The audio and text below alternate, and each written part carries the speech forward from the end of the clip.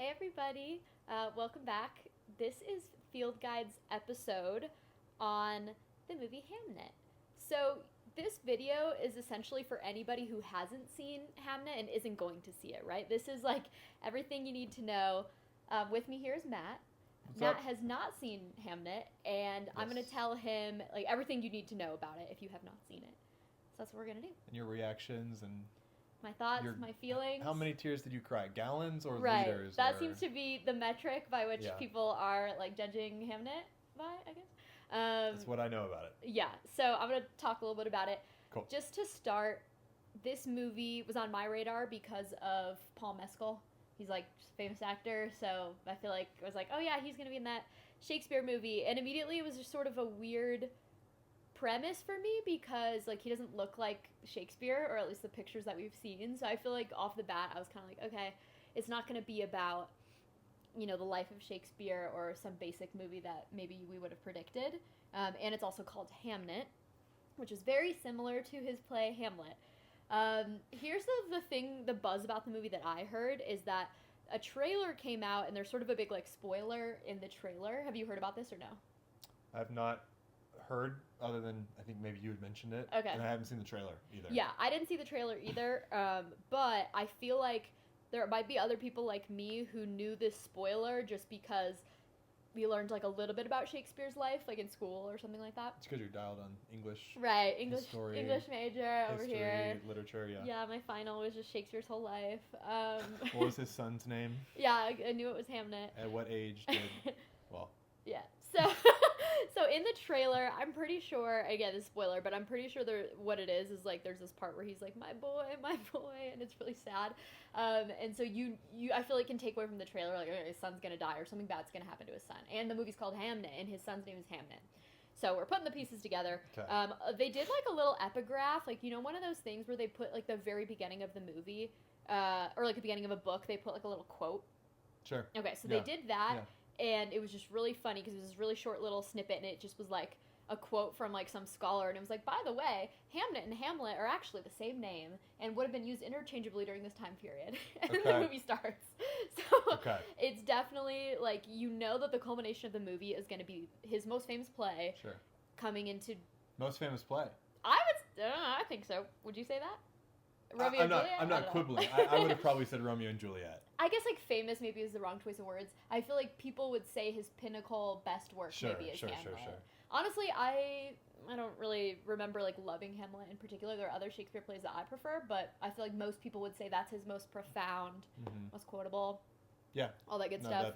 that's probably. So right for the making of a movie makes sense. I was still a little bit confused about like the Paul Mescal choice because I was like, okay, like he just seems kind of like a young guy to me, and I wasn't really sure exactly. I think really what confused me was less about the Shakespeare part and more about the little bit that I'd heard of it is like it's a movie about like a guy, his wife, and his kids, and that's just not the like understanding that I had of Shakespeare and his life. Like if you had to be like, oh, here's what I knew about Shakespeare's life, like what would you have said? I guess. I'm gonna be honest with you. I wouldn't have known if he was married or had a family. Yeah. So. I feel like the thing that I remember was like he would go into London or go into town with like all these acts that he had just written, and he's like putting on the plays, and he was a big part of theater like taking off the way that it did. That's like the vibe that I got. I knew he was integrated in just the playwright community. Is because that like Elizabethan or I don't know. Yeah, I think that's I feel right. like that sounds right. No. Time period wise. It is. Yeah. Yeah. Reason I know that, one of my best friends, Ben, in high school, we all had to do a huge presentation. It was Okay. called the 40-hour presentation. You were supposed to spend 40 hours on it. That was the idea behind it. Okay. Did we spend 40 hours on it? We'll keep that question open for anyone to fill in the blanks there. Okay. So Ben's 40 hours, you could pick the topic, and That's fun. it was thematically for like what year you were studying in history class. So Yeah. if it was the year we were doing modern, your 40-hour would be about a modern topic. And this year that Ben did his 40-hour, we were in the Middle Ages. Oh god. Or like Middle That's Ages brutal. up to like 1800. And so he... Oh, that's a long. Yes, it was a long period. But isn't But- that through like the revolution and all this stuff? Well, I think we didn't touch on America. It was mostly, Europe. Okay, And sure. we didn't get into a lot of non-Europe, which again, not my choice of how my history Right. curriculum was. Anyway, and so his 40-hour topic was, did William Shakespeare, the person that we know as William Shakespeare, actually write all of Shakespeare's works? And his 40-hour title, more or less, was William Fakespeare. Classic Ben. No, it's classic. And part of all what I remember was basically just that, like, part of the argument was that, like, he knew a bunch of other playwrights, and that he could have he had enough fame and enough fortune to kind of reasonably have a bunch of ghostwriters, basically. Yeah. Like, this is, the first ghostwriting allegations before we're where we are now in rap music and all that. Yeah. Yeah, so that was I guess, to answer your ultimate question, that's what I knew about William Shakespeare. Okay. Is that maybe he I think it's pretty much a bogus theory. I think. I was wondering, what was Ben's conclusion? Oh, I think Ben kind of believed, like, to get the crowd riled up. He chose to believe in the Shakespeare thing. Love it. I don't know if you asked him today, because this was whatever. I know, I want to get his take ago. now on Hamnet. Yes. Get his take on Hamnet and see what he's still thinking about Shakespeare. Because he could have held on. I'm not... Yeah. Yeah. No, because that was my, like, perspective, too, which was that Shakespeare was, like, a little bit, not like life at the party, but I feel like there was, when we were learning about Shakespeare, there was always this, like... I feel like the teachers would always be like, okay, but this is not like a boring thing. Like, this used to be super fun. Like, he'd be running around, like, performing these, and this was actually kind of risque, and, like, all this stuff. Like, they were trying to make it sound, like, because the plays edgy. seem kind of stayed right now. Like, Yeah. when we read them, we're like, okay, this is kind of, like, plain, a little bit hard to read.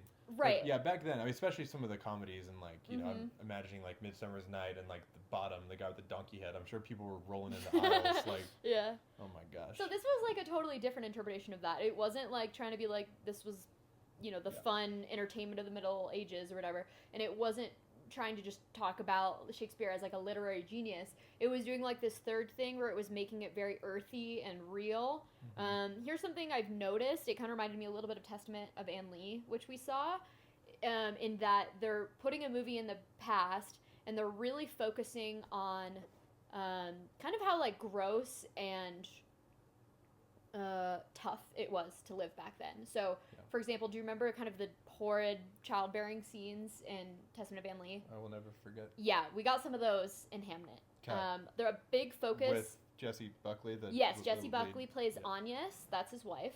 Agnes. That's, I think, how I heard them saying it. No, I will say not, their accents were throwing me a tiny bit, especially hers, because I think they're supposed to be, like, country. Like, again, they're not living in London. They're, like, out in the country. At least that's where they start, and that's where the family lives. So Agnes is who we follow for most of the movie, not Shakespeare. In fact, they don't even call him Shakespeare. Once they do. Do they call him William? No, they don't call him anything. Oh. It's just, like, they say Agnes, like, a bajillion times, Sure. and they say Will one or two times or something. No Bill? No Billy. Okay. But yeah, so it's definitely had some of the Testament of Anne Lee vibes where it was, like, very much focused on, like, the woman's experience in the home. And I would say there was a, like, a marked absence of, like, Christianity as a religion, kind of on the brain because of Wake Up Dead Man. Sure. And just lots of other things we've been watching, like Testament of Anne Lee. This one in particular, there was kind of this idea that Agnes was kind of like a witch. Like, not exactly straight up a witch, but pretty much for all intents and purposes. Why? She's super into nature. She's like, her mother was like from the woods or something, and she was from the woods, so she kept trying to go back there to have her kids. And then all the people were like, to the woods? Yes! Birth them by herself in the woods. It was crazy. And then the people were like forcing her, no, you gotta stay in the house to have the kid. Wow. Holding her down. Crazy. There's a lot of people we know that would be proud of her. Sure, for sure. Yeah. Not even home birth. She's not Nature hospital. birth. She's not home. Yeah. Nature. Okay. So there's like this big connecting to nature piece. Yeah. And that's kind of supposed to be she's like a free spirit. And I feel like it's kind of supposed to like make sure that we're not thinking like that Shakespeare is like the star here or that he's like the one to focus on. Like she's supposed to have her in her own right, her own stuff. Like she hates the city. She wants to be out in nature, living life. There's this really interesting moment that I really appreciated pretty early on after they get married. There's like this, you see their whole love story kind of unfold when they're still kind of courting each other and it's kind of all romantic, and then they get married and it's sort of like a mental health crisis. Like he's sitting in the middle of the night and he can't sleep and he's just trying to write. It's not coming out right and he's very frustrated, and he's like can't get his words out, and that's a big part of his character is that Mhm. he's not very well spoken, maybe in person. And he's just like, I've lost my way. And so she decides, Agnes decides he needs to go to London. He needs to find some other type of work. He can't just be doing what her dad has done and her brother has done and his dad has done, which would be working like, I don't want to say manual labor job because they're like skilled artisans, I guess. Okay. Making different Well, with their things. hands. With their hands. Yeah. And it was clearly that life was not going to be fulfilling for him. So then it kind of starts the part of the movie where he goes off to London and he's gone for long periods of time. Well, they have And we kids. don't follow him to London. We do not follow him to London at this point. Okay. Not at all. He leaves and then he'll just come back randomly. Okay. They've got 3 kids. And this is important because Agnes, being kind of the witch that she is, has these premonitions. Like, she has these dreams that come true, at least according to her. And one of them is that she feels like she will have 2 kids. And so they have the first kid pretty early. Like, it was supposed to be like kind of like they got pregnant before they were married kind of a thing. And so they have their first daughter pretty soon after they're married. And then she's giving birth to her second child, and William's not there. He's in London. Sure. And she gives birth. Well, no one's there. She's in nature. Well, no, the first one she was able to give birth in nature. The second one they found her and they said, not so fast. That's crazy. And they held her down and they were like, you need to have her in here, which was like That's kind of made crazy. sense. But also I was like, I guess if she did it by herself the first time, like who am I to say? It was crazy. But anyways, they literally just have her like go out into the forest. And then, like, it's very, like, dirty. Like, there's dirt all over them the whole time. That's why it reminds me of Into the Woods. Like, the colors are very rich, similar to Into the Woods. And they try to make them look disheveled in a way that would feel more old-timey, not as polished, and more, like, lower class, which I appreciate. You know, they're going for a different vibe. She's definitely covered in dirt, but she did just kind of birth the kid, and then there's, like, it's wrapped in, like, a cloth, and I don't know about that. Anyways. Where'd the cloth come from? Where'd the cloth come from? She has twins. Okay? Oh. It's very traumatic birth. She didn't know she was going to have twins. Oh, the little girl is born stillborn. Oh. Okay? It's very sad. And, you know, it kind of catches you off guard a little bit. And they're like, you need to hold your little baby boy. Like, he's over here. And she's like, no, I'm holding the one that is dead. And then the baby starts to breathe. And the baby starts to live. And so it's this really beautiful moment or whatever. Now she's got these twins that they weren't expecting. So they have 3 kids. But that's a problem because she thought they were only going to have 2. Does not congruent with her dream. Does not compute. Yeah, so then there's a big time jump where the kids are much older, but the one daughter is always very sickly, right? The one who was at first stillborn. And just so I get a sense, how far are we into the movie? Like, it's so hard to say because it like was an kind hour, of a long movie. Yeah. Okay, definitely an hour. I wasn't sure if you were going to say like this was all an opening like montage or like 10 minutes in. Definitely at least halfway through. Cool. Okay. That makes sense. Because then they fast forward and, you know, our main 2 actors look the same, but their kids are much, much older. Sure. And so now they have older kids that come in, and, you know, there's kind of this back and forth where he will go off to London for a bit, and then he comes home with the family. And there's the sense that he wants them to move closer, but she does not want to go to the city. Sure. And she doesn't, because she does not think that Judith, their little daughter, will be able to survive the city. The air there is very bad. You know, whatever. There's no suburb situation. No suburb situation. Half and half. There kind of is. Like, that's what Stratford becomes later on in the movie. And I think that's what I knew of as, like, Shakespeare, where he lived, or, like, where his family is and all that. So we'll get to that. But at this point, it's kind of just this thing. Well, I don't know if I'm missing any pieces, but this is just the big thing of the movie that they spend most of the time on. So I'm just going to get into it right now, which is that Judith gets sick with, like, I don't remember what they call it. It's not the Black Plague. It's some pestilence, I think they call it. I don't know, man. It's something bad. That sounds like the name of a disease, yeah. Yeah, and she gets really sick. It's like a gnarly disease. I know, and it's a gnarly. They get, like, lumps on them. It's not good. That's awful. And so it's little kids, you know, sick, so it's horrible. It's literally the worst. Multiple kids? No, just Judith is sick, but the mom is very worried about her. Yeah. And the dad, Will, is in London, so he's not there. And she falls really ill, and so they kind of write him a letter saying, like, you need to come home because this is not looking good, and she's getting worse and worse. And the twins, there's kind of this thing throughout the movie about the twins kind of interchanging places. Like, there's this cute scene when they're younger when we first get the flash forward, because they're, like, you know, twins, they like switch clothes and they like pretend like they're each other, and they want the whole family to like act like they can't tell who's who, and it's this cute little moment. Sure. So you can tell the twins are very close, and that's Hamnet and Judith. Mm-hmm. And then there's this very pivotal moment where, so the dad and Hamnet are close, and you know the son's very sad that his dad has to leave, and so they talk about, you know, him being brave and all these things, and you know, you're gonna be kind of the man of the family, and I'm gonna come back. And he's very sad, and so Hamnet's talking to the mom, and the mom says, you know what, it's gonna make you feel better. I have this vision of you. I got this kind of dream that I had of you in the future, and you're going to be working with your father. You're going to be in one of his plays, and you're going to be in a fight scene. You're going to get to fight with swords, and he loves that, so he pretends to fight with the swords. It's kind of this sweet thing that she's like, this will come to fruition someday. Sure.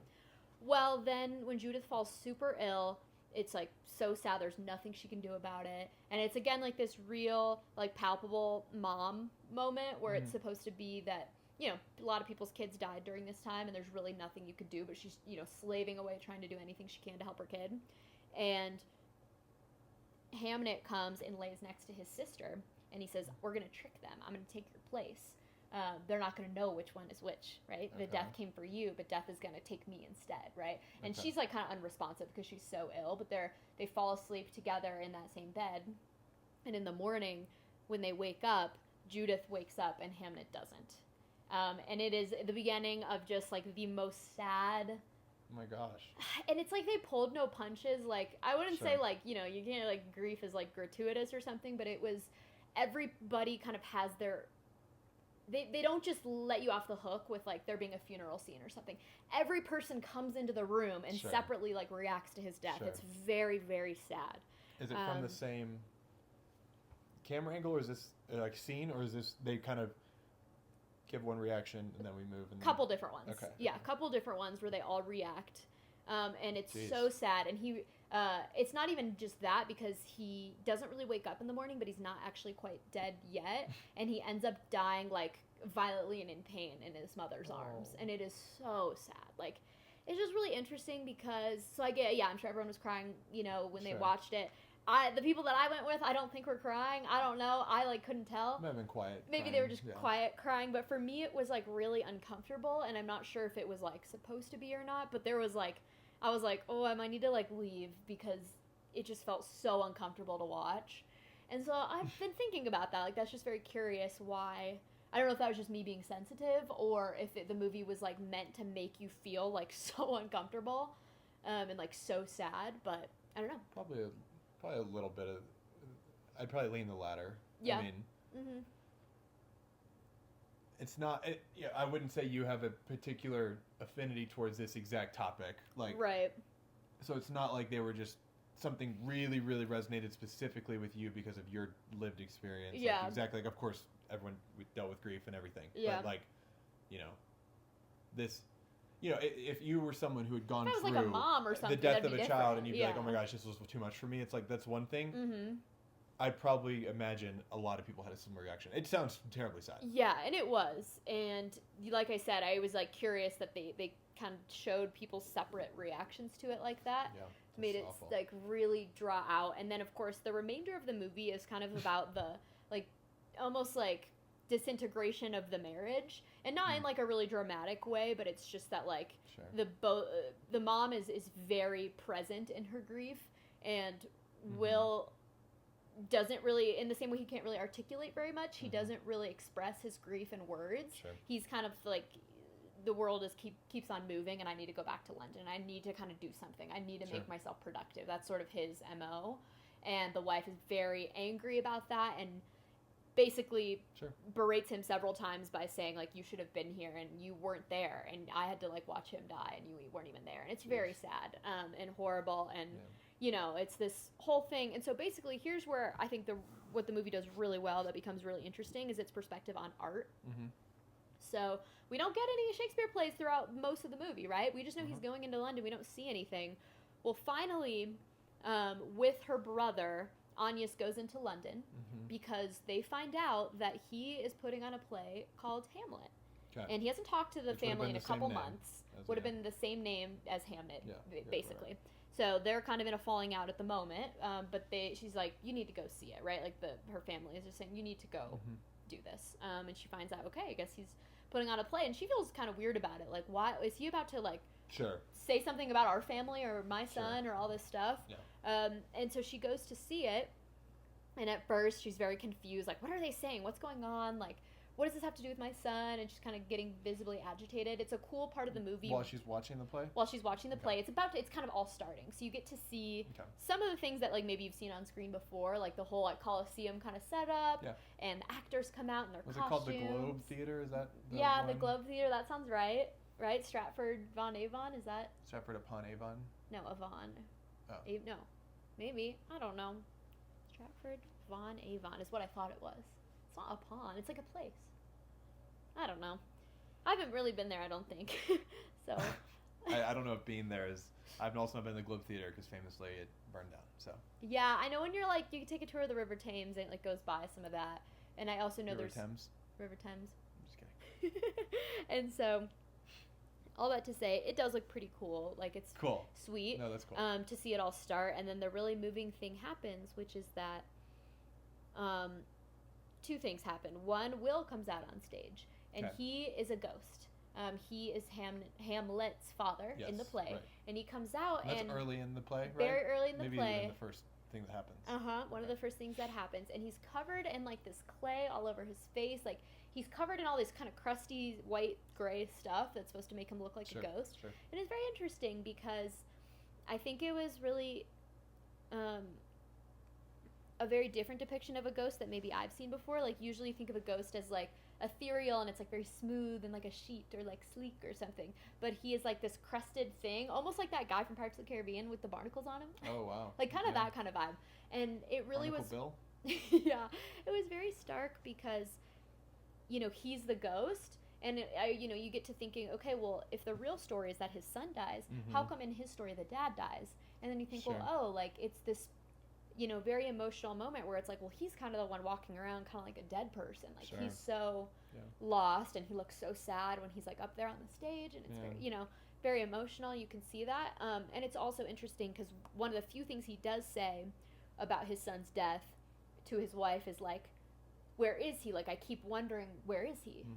And again, because there's this kind of marked absence of heaven or anything like that. And so there's just this sort of, where is he? He's walking around somewhere. And so it's this idea that the son, there might be something else for him, but maybe not for Shakespeare, maybe, And so, yeah, it was really sad in that moment seeing him walk on, and the wife finally is like, whoa, that's him. And she realizes, okay, maybe he is taking this way more seriously than I thought. And then a really special thing happens, which I could have never anticipated, but I thought was really cool, is that this boy comes on stage. And we've seen him practicing a couple times. They would pivot over to London while Shakespeare's practicing with the actors. He's just kind of yelling at them and such. We know the boy it's just this boy with like black hair reading his lines.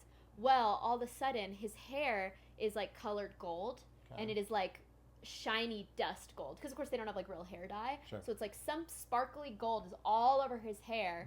And Hamnet was a little blonde boy, so you're immediately like, okay, that's him. And something about the gold sparkle against the costume and up on the stage like was very like enchanting. Wow. Really cool. It was very stark, and it like takes you aback, and you feel like he's kind of like an angel. Well, especially because it seems like a lot of the movie was set either in nature or at least close to nature, and this was obviously infrastructure, the city, something man-made. No, that's a great point. That's interesting. It kind of felt like Anya's like coming into the picture a little bit, because she sees it and she's very in awe of it. Yeah, it doesn't feel like the same industrial orchestrated theater type thing. It's like, whoa, this is something different. He's like sparkly. He's like shining on the stage.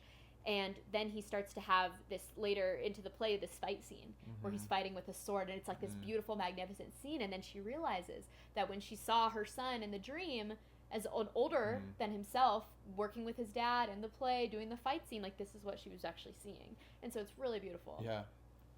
Are we seeing her react to the play as this is happening? Okay. She's like front row. She's pushed her way to the front. Sure. And so... Oh, yeah, I guess there wouldn't be seats. Yeah, sorry, I didn't explain that. They're literally like standing all around the... Standing room only, yeah. Standing room only, man. He was popular, yes. And so it's beautiful seeing all that happen. Is it during the day? It's during the day. Yeah, I was going to say, I'm thinking of an image that maybe it's just like the marketing image, but she's like standing with her hands. Yes, on that's a it. Her hands are rail. kind of on the stage Cool. almost. Cool. And yeah, it's really interesting because, you're seeing it all pan out, and all the while they're reading Shakespeare. Sure. And so I'm not right. fully picking up everything they're saying, but you're like, okay, the whole play is happening, it's going on, the tragedy but that is seems less going down. relevant necessarily. Definitely. Than what we're getting from like the meta play story. existing. Yeah, and so that whole happens, and that's Cool. very beautiful. And then it's the very end where he's kind of talking about, his own life, and I don't know if it's quite with the to be or not to be speech. It might be. I can't remember if that's towards the end. I feel like it probably is. But that kind of whole idea of, life and death and trying to unpack all of it. And there's this moment from earlier when they would pivot over to London, that where Shakespeare is kind of standing on the edge of like a rocky cliff, and you kind of get this ominous like death feeling of, he wants to die or he doesn't want to be alive or anything like that. Yeah. And, the play ends with Hamlet like crying and so sad and so, reaching out for help, and all of a sudden Anya reaches her hand out and she touches him, and then all of the crowd kind of starts to reach out their hands, kind of an act of solidarity, and it's this beautiful moment of the art sort of like redeeming some of the things, and there's kind of like a metaphorical like Hamnet little boy is like walking around and has kind of been lost and walking around, and then he finally kind of lets go. So it's kind of this idea that the parents are finally able to let go of his death because it's like in art you get to recreate your own story. So like they found like where he was, like you know what I mean, like they found him, and it's beautiful. And and so it was very sad, but it was really good because beautiful. It was cool to see all the colors come together, and it's all these like muted colors. It's very earthy and very real, but there's something ethereal about it because of those like little bursts of color. I just think they did a nice job melding those two things together. So it was like very much about Shakespeare's life, but also kind of the glamour of art that like does something that you can't quite put your finger on. So I feel like the Hamlet thing tied in super well, and it was good. That would have been, I think, very hard. I think it would have been easy to make it not ham-fisted, but maybe a little cheesy, where it's of course, like, my understanding, this is the real thing that happened to William Shakespeare. The death of his son, for sure. Okay. Yeah, fair. The obvious story is that it just inspired him to write a certain story, and that is still the way it's being told, but it's much the ties and what they're tying in, and like you said, the colors, or like the how it is affecting the two people, not just like, oh, X thing happened to me, so I did Y. Like, not that would be bad storytelling necessarily, but it's less exciting than or at least less interesting than what you. I would say less interesting, for sure. Like, that's the thing I think I liked about it the most, was like the way that art was kind of woven through all of it, even through nature, right? Like this idea that there's like a little bit more that there seems to be, a little bit of magic, or a little bit That's of what I was going to ask. All that. The little boy kind of taking Judith's place, was that? Yeah. Was that scene kind of ethereal? Because obviously the way that you explained it, at least, it sounds a little bit kind of like spiritual almost. Like it, you wouldn't necessarily have an automatic scientific explanation for that. Mm-hmm. Not that you kind of need to make a movie, but how did they present that?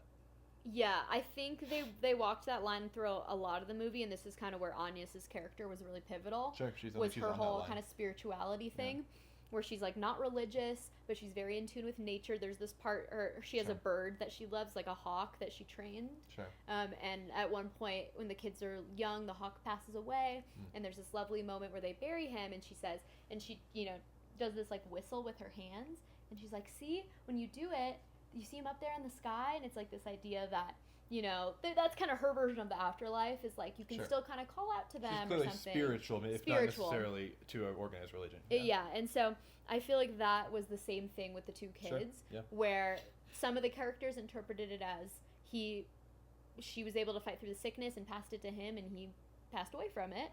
And he certainly did get like the physical ailments of her sickness. Okay. So it's not fully spiritual, but I think that's a lot of the movie, is like there's like a little bit of a magic, a little bit of a fiction, a little bit of something extra, and then it's also super earthy and super real and very relatable. That's why it's a movie and not something else, because you can kind of toe the line on what is exactly real in an interesting way to enhance the storytelling. And I just love that, because that's just kind of a thing that I feel like I tend to like, is when things are not grand, and then there's something very relatable and grounded about it, and yet you can still find something beautiful and like artistic and interesting and like spiritual about it. Yeah, it's like an underpinning, and I thought that was really a great way to approach a story about Shakespeare, because like I feel like everything's been said or been done about Shakespeare, and they again try to make him seem larger than life, and maybe in some ways he is, I don't know, but like this was not that at all. It was a very different story, and it was shocked. I have not.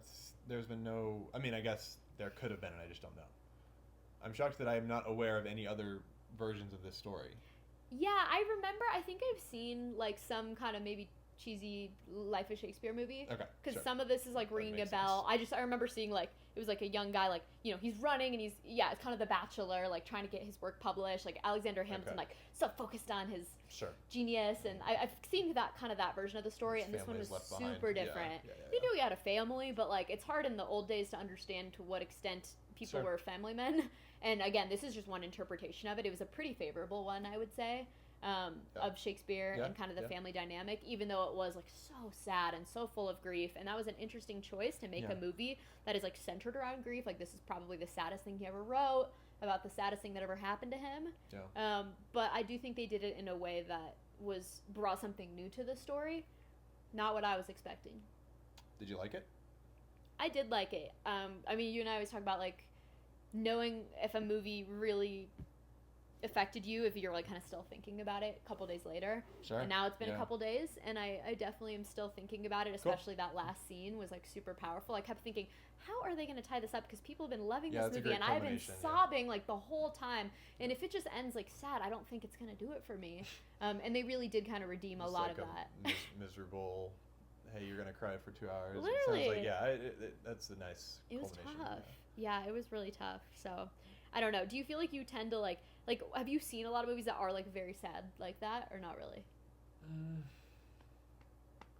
The one that kind of jumps to mind, just because we watched it recently, was Beautiful Boy. Yeah.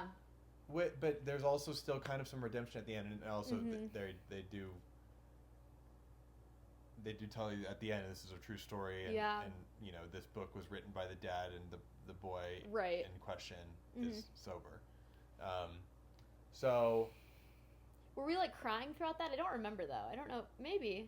Yeah, probably. We were watching it on a small little iPad. I definitely was crying a little bit. Okay, I feel like I was. But too. I feel like it was at least a similar approach, where it was like, hey, we don't just have like a sad moment or a sad scene. Like, this is just sad.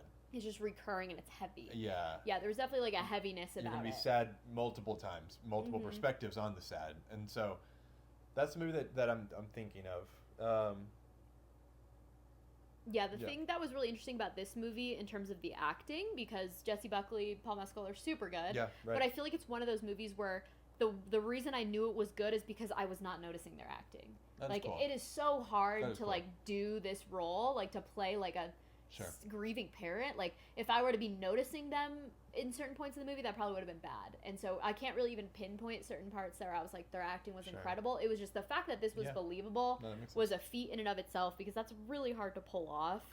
Like, and it sounds like kind of even, especially maybe for Agnes more than, I think she kind of an interesting, like, she wasn't really a character archetype that we're very familiar with. Like, totally. She's earthy and spiritual, which is maybe a little familiar, but then she's also a mom and grieving. Yeah. And I don't know, there's just a lot to her. There was a lot to her, I agree. She was definitely not your typical character. Sure. And that's cool. Yeah, it was definitely interesting. I remember I watched an interview of Paul Mescal very briefly talking about Hamnet, and it was before I had seen it. And the only thing that he was kind of harping on was like how much, like just the getting into the role of being like a husband and a father. And he would say, like, when he wasn't on set, he kept being like, oh, where are my kids? Or like almost like it was weirding him out. And I remember thinking, that is so odd. Like, you're just playing a guy who's like married and has kids. Why would that be? But after seeing the movie, oh, okay, totally get it. The whole point of the movie is being a husband and a father, or a mother and a wife or something. You know what I mean? It's like they weren't really having identities. They were having identities separate from that. But the movie, the thing that kind of pulled them together was the family. Why is Paul Mescal not in any happy movie? Great question. So he's just guess Irish, he just does it. He can't be. Does this too well. Yeah. He's booked out through the rest of They're like, this the guy decade. does this. So no, that's fair. So I'm curious. I guess after hearing all of that, do you think it makes sense that it's some people's like favorite movie of the year or like best movie of the year? Me I think so, personally, I yeah. don't think it translated quite to that. It's definitely up there. Like, it's so good. Sure. But just personally for me, it's not like my top. But I don't know. I've heard a lot of people. Well, there's say. a big difference, in my head between like the movie I thought was the best of the year and your favorite movie of the year. Yeah. Maybe not necessarily. There is a difference, but there can be. Sounds like it's a beautiful movie and a story worth telling, and all the formal kind of things were, like you said, really good. So I wouldn't be surprised if it was some people's best movie. Favorite movie? I mean, I guess it kind of depends like how you emotionally reacted to it. If you were just really tired from crying and kind of grieving along with the characters, then it'd be hard for that to be like your favorite. But a little bit was like that. but to some extent, like having an emotional reaction to a piece of art, whether it's sad or happy or anything in between. Yeah. You know, some people's favorite movies are horror movies, and people are like, "Why do you like being scared?" You know, Okay, similar. true. It's like yeah. It wouldn't surprise me if this was someone's favorite movie. Mm-hmm. I mean, I have not seen it, so grain of salt. But it sounds like it was a very well done movie. Mm-hmm. And if you leave the theater and you're like, it was just so incredible that it touched me in such a way Right. that I was not expecting, and I was so moved, then yeah, of course. Yeah. No, I'll be curious to talk to some of the people that I know who have told me that. Like, wow, this is one of the best movies I've ever seen. It's my favorite movie of the year. This bumped up to my number 1 or number 2. Sure. Be curious. I'm going to think more about it. But it was definitely a very visceral movie. And so I could see that really speaking to people. Yeah. Would you ever watch it again? That's a good question. At this point, I'm not immediately wanting to watch it again. That's fair. It's still raw. Just one of those. But I do have the fresh. last scene pretty fresh in my brain, so I think that's a good thing for this movie. Sure. Yeah. In terms of longevity, like it's there, and it's a cool. So they had a really cool aim. Like I think I appreciate a movie that is trying to like fundamentally do something a little different, like take a story that people know and like tell it in a super different way. I think that's great. I feel like I always am wanting to see a movie like that. Was there a reason why you were like, oh, I'm not necessarily going to go out and see it? I know there are a lot of other movies you have to see, but... I have no real good reason other than... nothing against it. I mean, that'll be the headline is... I just... Yeah. I don't know. I never was hooked to go see it, and I knew it was going to be sad. Okay. That's what I was wondering. I was like, did you know it was going to be sad, and that made you be like, I'm okay. I knew it was going to be sad. I mean, part of it, honestly, is because Paul Mescal was attached, and again... Homeboy does not do anything that's Can't not beat sad, the allegations. like. I mean, I guess he did Gladiator 2. we did see that. He did do Gladiator 2. And you wanted to see it, so maybe it's this. Maybe that's maybe a little bit of it. Maybe it was just sad. Mm-hmm.